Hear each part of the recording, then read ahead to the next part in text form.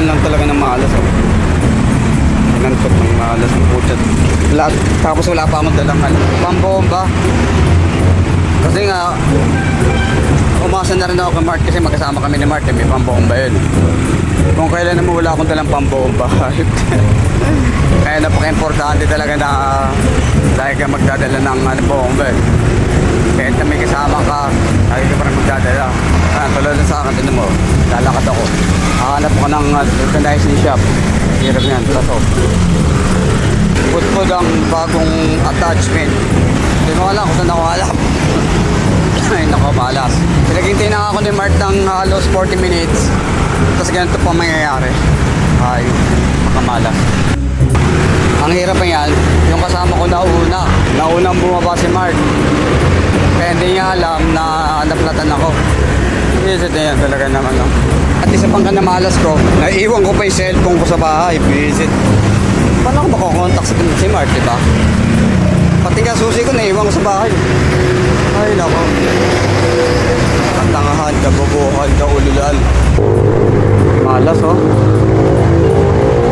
Oh.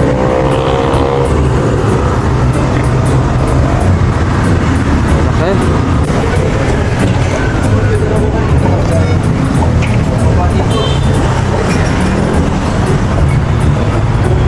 Naku, wala nga rin pala akong ano rito.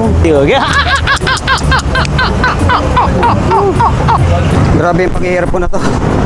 Oh. Ay, naka. Nadali. Lesson learned. Dala na pang bomba. Lesson learned. Magdala tayo ng bomba araw-araw. Huwag kang laging didipid sa mga kasamahan mo. Tulad dyan, mga kasama mo may pambomba, ikaw wala. Eh paano kung ano, kung nahuli ka sa lusong, naiiwan ka sa ahod, o paano na yun? Ano siya nangyari sa akin? O diba, katangahan. O ngayon, magsisi ka, magdusa ka, hayop. Layo na nilakad mo.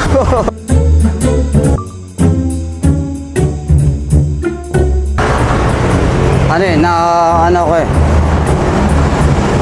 May butas. Pwede ba ilayo mo sa akin to? Ayoko makita ito. Adaptor. Ay, wala akong adapter.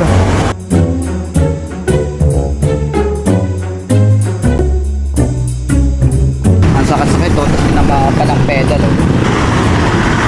A few minutes later. Yung ibabalik niya na yung interior, nakita ko na nahawak niya na ang bakal na pang singkwat. Kaya inabot ko agad sa kanya yung tire levers. Eh kaso parang nagalit nung inabot ko sa kanya yun. At sinabi sa akin na ikaw na lang kaya gumawa. So kinuha ko yung gulong at ako na nga gumawa. At ako sana ang gagawa. Kaso naisip ko na parang mali. At para bang nagmukha akong tanga sa sinabi niya. Kaya naman binalik ko rin kagad sa kanya yung gulong. Ito pinapag-aamit sa akin. Ang init ng ulo mo. Trabaho mo to eh. Tapos parang gaganyan-ganyan ka sa akin. Carbon kasi yan, sir. Kaya pag ginapitan mo ng bakal yan, mabibiyak yan. Hindi bakal yan. Kapag mamayabang, sir, 100k yan. Kaya hindi dapat... Pwede na!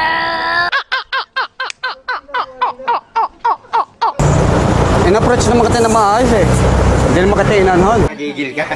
Tama kayo. Ako naman eh. Initan mo ako ng ulo mo. Servisyo, ikaw pagalit ha! Oh.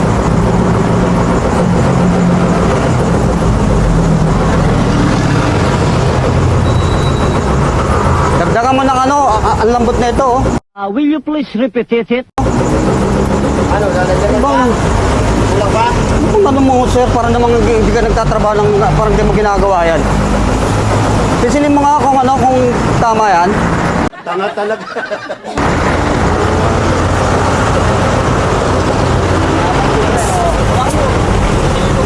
Sir, dapat alam mo yung ano yan. Ayan, sige ako niyan.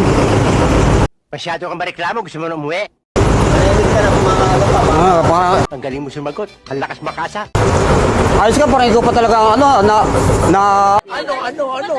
Ano ang sa inyo? Natamimi kayo? agrabyado sa ano natin ah. Magkano? Thank you ah.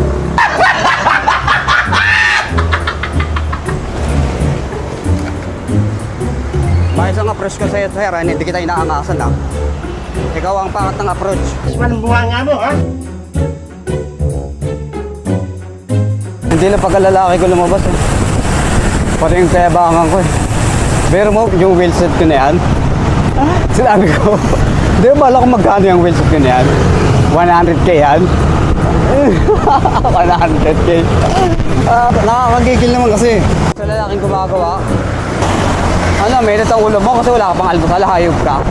Ako nga, wala pa nga rin ako almusal eh. Bait-bait ko nga eh.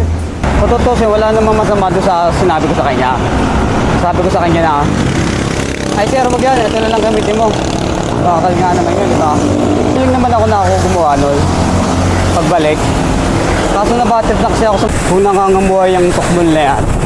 Tanggalin niya na yan. Toxic sa business yan. Parang lahat yata ng mga nagpapagawa sa kanya, iniinitin niya ng ulo.